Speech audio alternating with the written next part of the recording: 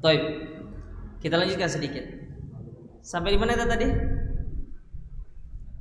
Mendatangi istri. Mendatangi istri-istri. Nah, itu dia betul. Istri atau istri-istri?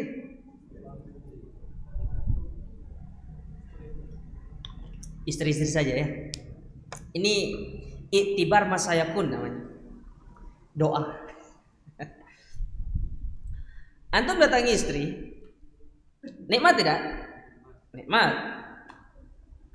Kenikmatan yang antum rasakan sama seperti kenikmatan dirasakan oleh orang-orang yang berzina. Tapi bedanya antum ibadah, mereka dosa. Bedanya lagi, antum setelah itu mendapatkan ketenangan, tapi mereka tidak. Itu bedanya. Makanya orang bermaksiat sama Allah lezatnya ada. Orang minum homer itu antum kira tidak lezat, mabuknya lezat itu. Ya, ngeflashnya itu lezat itu. Tapi apa kata seorang penyair? Tafnal ladadatu mimman nalas safwata minal harami wa yabqal hizyu wal aru tabqa awaqibu su'in fi maghabbatiha atau min maghabbatiha la khaira fi laddatin min ba'dihan nar. Kelezatan yang didapatkan dengan cara yang haram itu akan sirna. Sirnanya kenapa? Karena setelah itu yang akan ada adalah penyesalan, ketidaktenangan, jiwanya menjadi guncang, hatinya menjadi sempit, dadanya sempit. Antum lihat orang zina itu, apa selesai itu yang mereka pikirkan? Wah, hamil nggak ya? Nggak bisa tidur dia orang. Lah antum datangi istri, setelah itu istri bilang hamil, alhamdulillah, gitu kan? Beda jangan.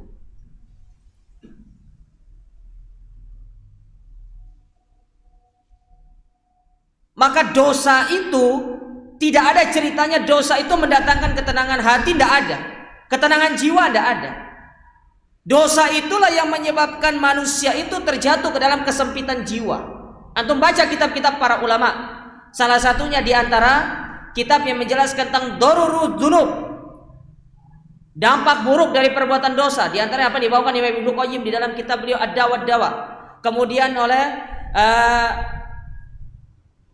Atharudz Dzunub oleh saya lupa penulisnya.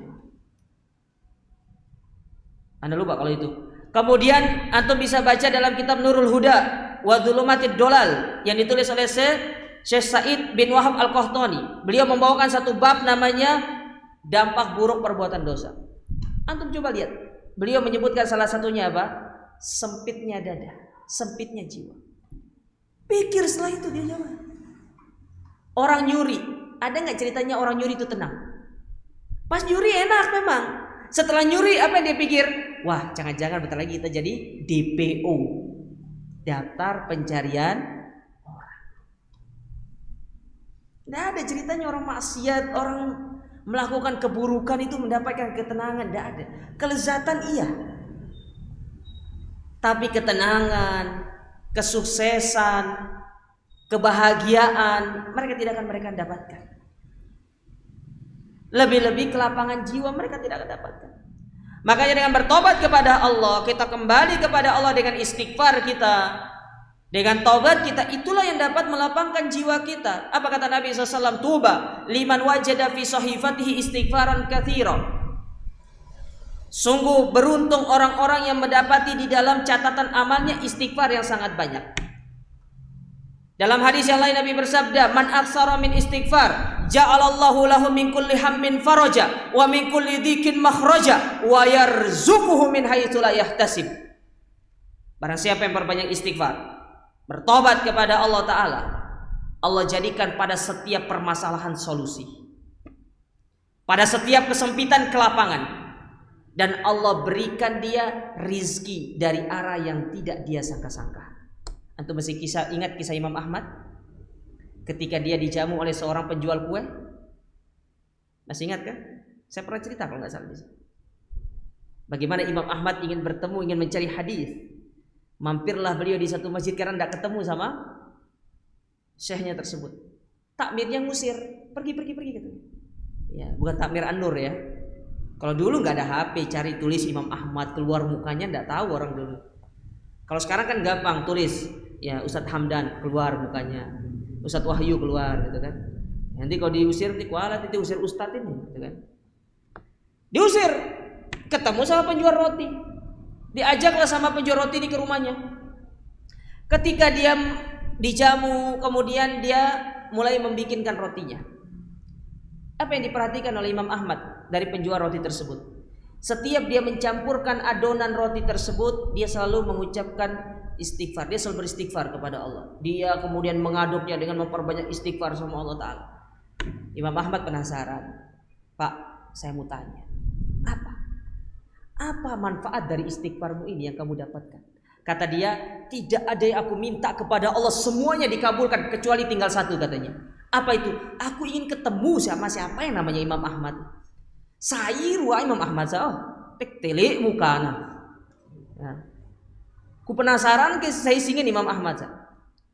Mendengar hal itu, apa kata jawaban Imam Ahmad? Ternyata istighfarmu itulah yang menggiring aku ke tempatmu ini.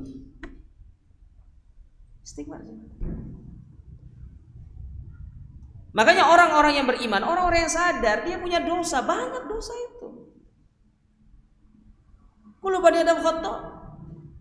Jangan kira kita tidak punya dosa. Orang beriman tidak akan pernah luput dari dosa. Ya. Makanya kita disuruh kembali bertobat kepada Allah. Jangan tunggu kapan, jangan tunggu 60 tahun, 70 tahun. Anda tidak akan yakin umur Anda sampai segitu. Siapa yakin umur kita sampai segitu? Tidak ada. Tidak ada yang jamin. Memang Nabi mengatakan 60 sampai 70 tahun. Itu hanya sebagai secara umum, kalkulasi secara umum. Tapi betapa banyak manusia yang baru umur 2 hari meninggal dunia, baru umur 2 bulan meninggal dunia, baru umur 2 tahun meninggal dunia. Padahal Nabi mengatakan umur umatku 60 sampai 70 tahun. Ini bukan satu kelaziman. Kalaupun ada di antara kita yang hidup di antara umurnya segitu, kalaupun lebih, Allah berikan kesempatan dia untuk memperbanyak amal. Makanya jamaah, kalau umur itu bertambah, jangan minta ketika datang hari ulang tahun, jangan mengatakan ya Allah panjangkan umurku. Tidak penting panjang umur kalau amal sedikit. Yang bagus itu apa? Umur yang diberkahi oleh Allah. Ya. Umur yang diberkahi oleh Allah. Setiap detik yang kita lalui tidak lepas dari kita itu mengisinya dengan ibadah kepada Allah Ta'ala. Oh Ustaz, berarti harus di masjid terus? Oh enggak, kita tidak katakan antum harus di masjid. Antum punya istri 4. Masa antum mau nasiap pakan istri siap istighfar?